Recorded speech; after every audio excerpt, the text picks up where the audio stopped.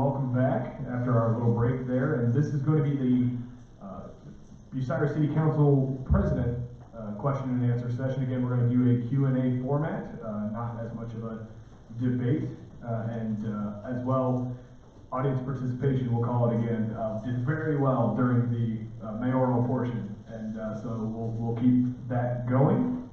Again, I am James Massera. I'm the news director for the North Central Ohio Media Group with WQEL, WBCO, and CrawfordCountyNow.com. This event is put on by Bucyrus Firefighters Local 1120. So again, a big thank you to them for reserving this space. A big thanks to Bucyrus City Schools for allowing us to have this space, and to the Bucyrus Firefighters for putting on the event.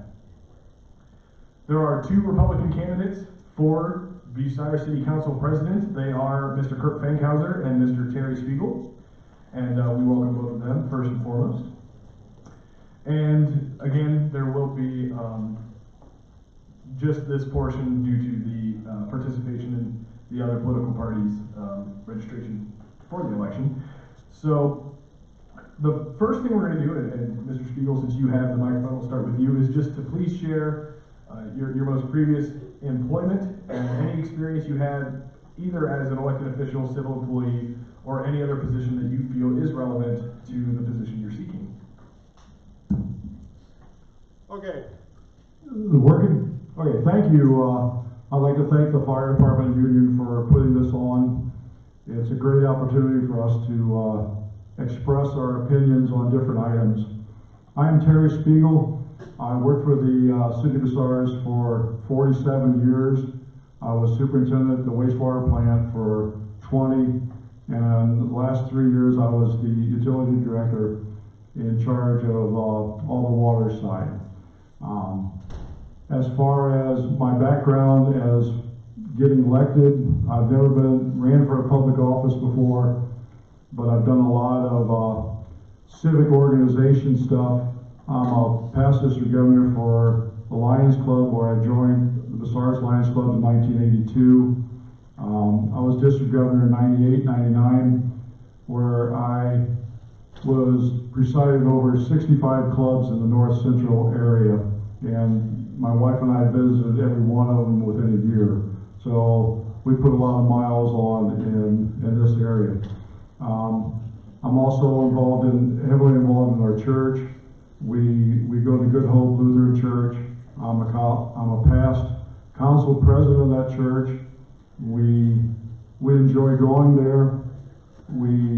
Every Wednesday night for the last 6 or 7 years, we have served people at what our church calls WOW, which is Welcome on Wednesday.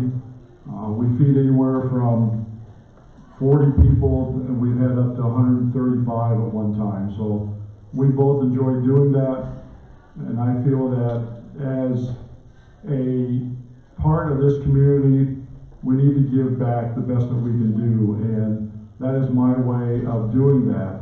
There's other things in the community that I have done as far as the Boosters Club and stuff like that, but those are the highlights that I'll address. Thank you.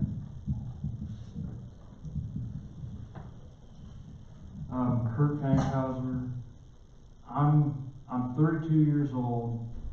I started business in Bucyrus at the age of 17 on 114 South Walnut Street, really close to the Bucyrus Fire Department. I want to thank the firemen for hosting this tonight. But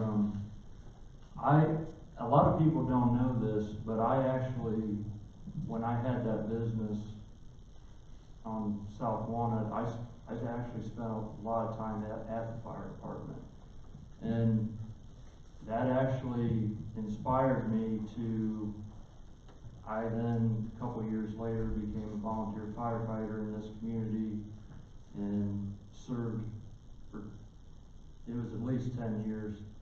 And the only reason that I'm not in the volunteer fire service today is because I took an active role starting at going to all the Bucyrus council meetings here a couple years ago, and the council meetings and the fire meetings were on the same night. So if it wasn't for that, I'd still be doing that today. And from going to all the council meetings, I've been fully knowledgeable about what's been going on the last couple of years here with the council. I record all the meetings and I put them online for people to be able to go watch them, because sometimes the access channel isn't available to everybody. And my biggest thing is just keeping all the citizens of Bucyrus fully up to knowledge with what's going on with council. And I definitely plan on continuing keeping them in the know on what's going on if I was to be elected.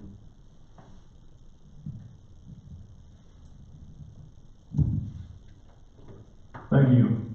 As council president, you'll be looked to on multiple occasions to lead others, especially those on council with you as well.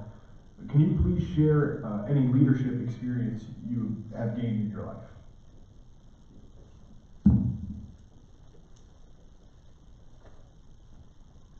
I own a business that I have 2 full-time employees now. So I manage employees, and you know, I don't necessarily think that the council president is going to be managing employees, but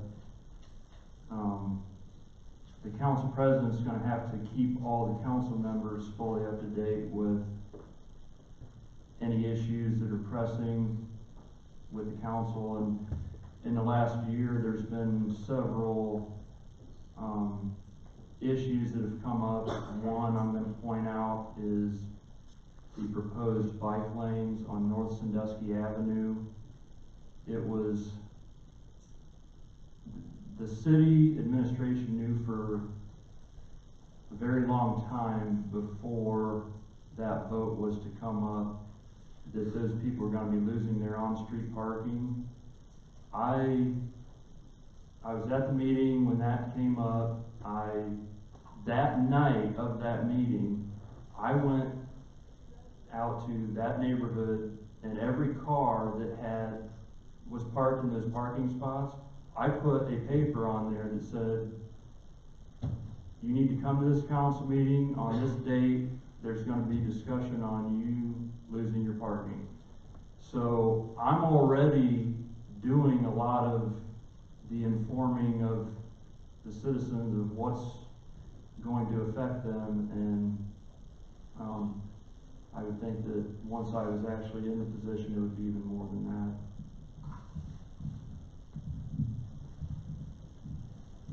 that. Okay, I already stated my experience as far as being able to direct people.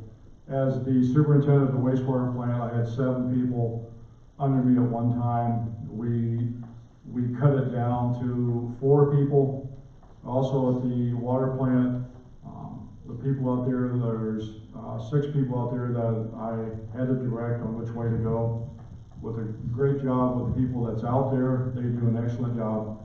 And also, as far as being the district governor, where I basically led, 2,100 people in this district as far as Lions goes.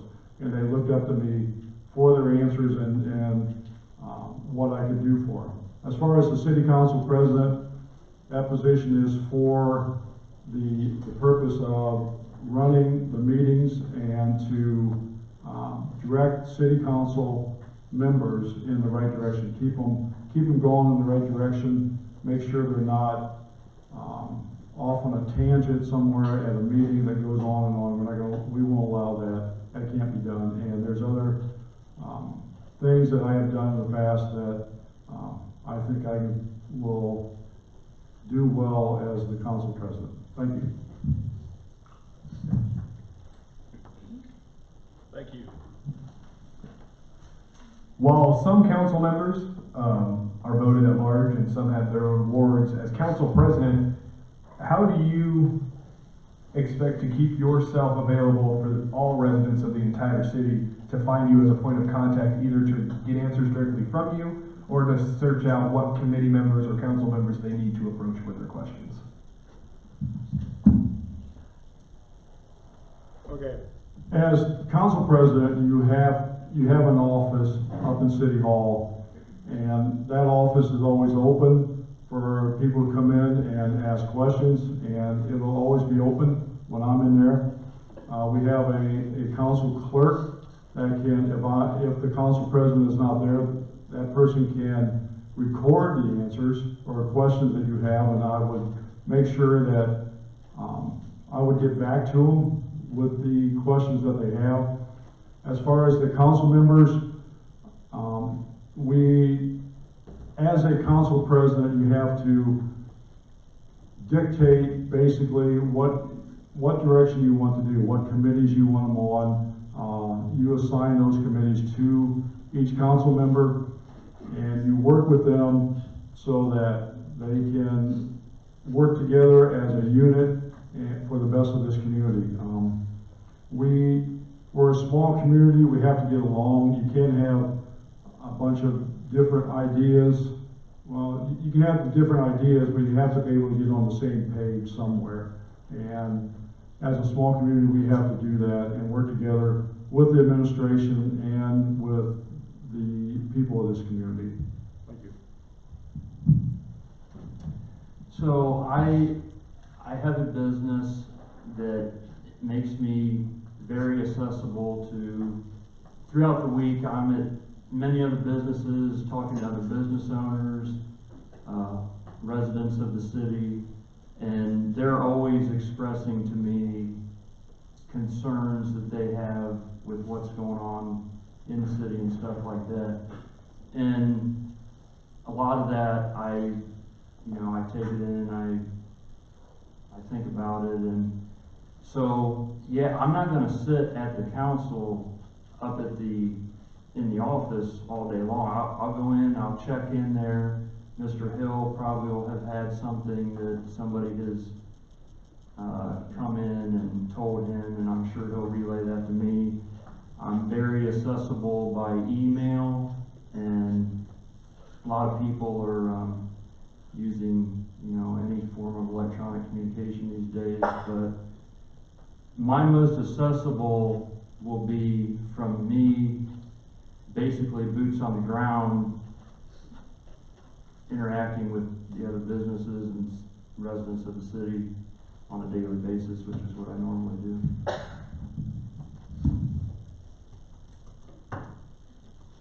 With a body like city council, there are going to be many political beliefs, many different personal beliefs, all working as one unit to make decisions for the city. How do you plan to work with individuals who come from a different political or personal background while active in those meetings?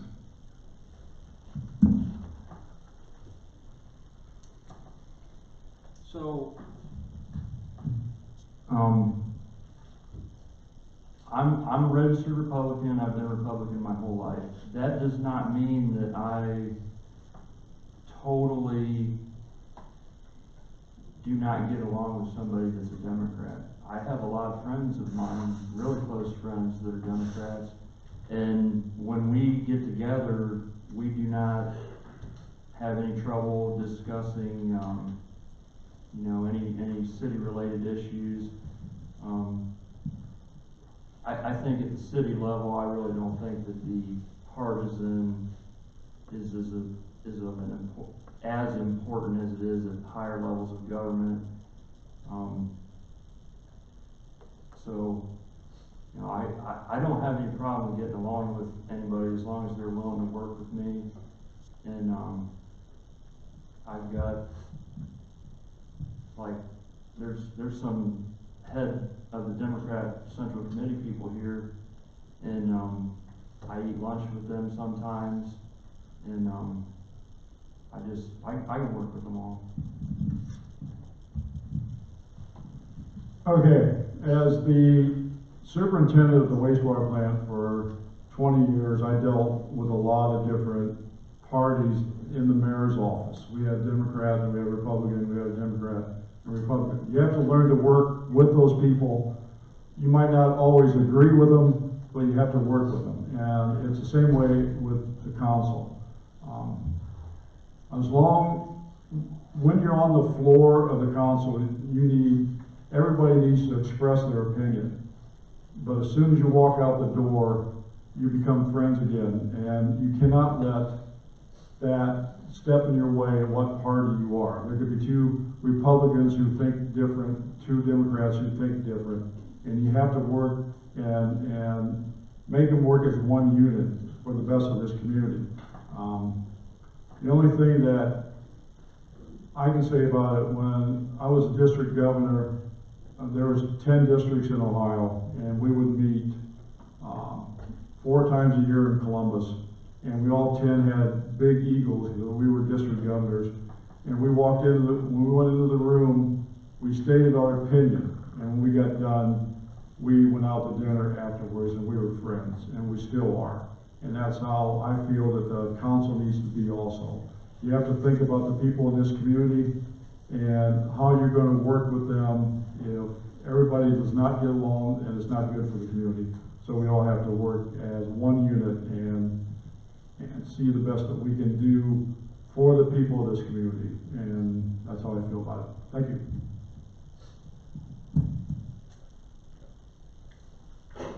As kind of a follow-up to that question then, how do you plan as council president to be a liaison for city council to other offices and other groups, whether it be the mayor's office or different city offices like the water department or safety departments or things like that? How do you plan to be that liaison while welcoming the input of those other agencies as well? Well, as city council president, your main job is to run meetings, set the agenda for the meetings, and work with the administration as far as working together as one unit. You cannot have both sides of City Hall butting heads all the time. You need to work together. And if you work with the administration, you're going to work also with the water department who's downstairs. But most of that is the duties of the administration to work with those agencies. The city council president is more the person who is going to dictate the legislative part of it, not the administrative part. And I think that sometimes the council president can overstep their bounds by doing that. Thank you. If I became the next council president, first thing I would do is I would want to go around to all the city heads of all those departments, all the different departments, and just hear what they have to say. I've already had a few of them talk to me, and they've told me some things that they could see possibly change at the legislative level that would make more efficiencies within the city. And as far as working as the council president or council working with the administration, there has to be a checks and balances in government. And sometimes when you don't have the checks and balances, things can get out of hand. There can be unnecessary spending, and there's nothing wrong with having, a 2-check process here on if council sees something that needs to happen, the administration agrees with that, they get on the same page and agree with it, and it happens. If there's something that they both don't agree on, that's the checks and balances happening. So, me being in the council president position, what I would be looking out for is what do the citizens want? And that's all we're going to do. Thank you. Final question. It's going to be more of an open-ended. Can you please name one of or your largest concern for something that's happening in the city or something you would like to see happen in the city, and how you would try to use your position as council president to encourage that to move forward.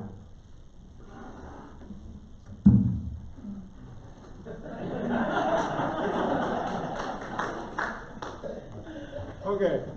As council president, I think that one of the concerns in this town, of course, is keeping the youth in the town.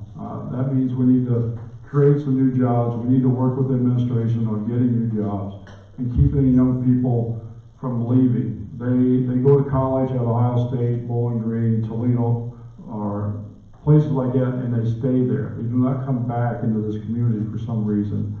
And we need to know what that reason is. And if we can find out where we can keep these people here, then it would increase our population and increase everything else that would go good for this community. Now, that being said, it's going to take both parties to do that. It's going to take the council president, the administration, and everybody to work together as one unit to get this done. And I feel that as council president, that would be my job, to promote Bucyrus the best we can and keep the young people here. I know this for a fact. My wife and I, have been married for 47 years, and we basically made Bucyrus our community. But our kids both moved out because as far as getting jobs in other communities, they did that. And it's nothing to bring them back. And we need to look at why the young people aren't staying here. And another concern of mine is the drug problem in this community. We need to work together with the county and all the other entities in this county to get this under control. This our law enforcement agency, the police department, and everybody else, both here and Gallion, have worked very hard at doing this. And if we get it under control, we will be a better community for everybody. So I would think that would be the two main things that I would work a lot with in this community. So thank you. I think the biggest concern facing the city of Bucyrus right now is housing. There's entry-level rentals that like somebody stated earlier, I would not let a dog live in.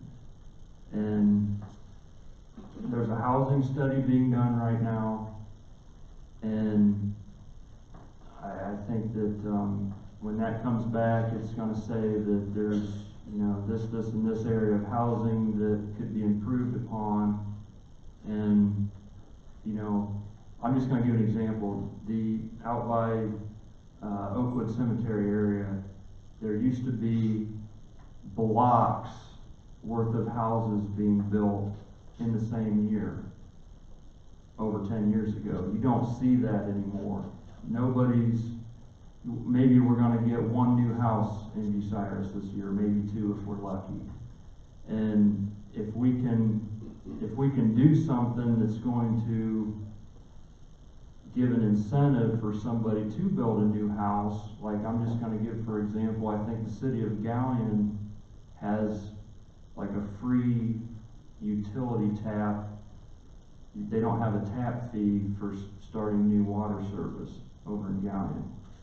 And if we can do something that's going to spur somebody spending $200,000 buying a house, then I think the city needs to look into maybe a free tap fee like Gallion. And it don't have to be for everything. You could set it that if you build a house that costs X amount of dollars or more, you'll get a free tap fee. But just things like that, and that'll, like Louis said, you sell one house, you're going to sell 3 more because everybody moves up.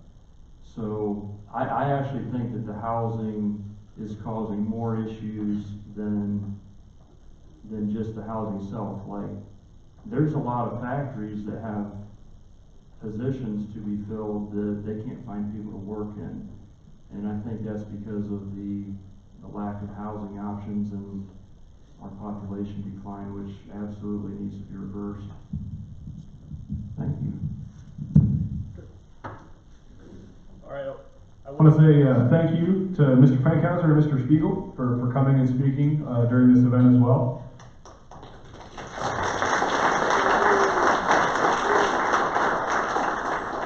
And also a big thank you to Bucyrus Firefighters Local 1120.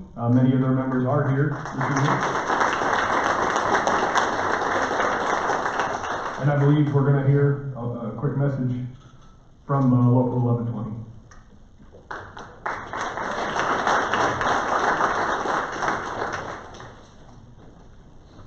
And that'll be real quick. My name is Greg Hershey. I'm the Local 1120 president. I just wanted to thank you all for coming out tonight. For those of you that will be watching this on video, we'd like to thank you for watching it on video. And just so everybody out here knows, we will be doing this again for the general election. So when that comes around, we'll be doing this again.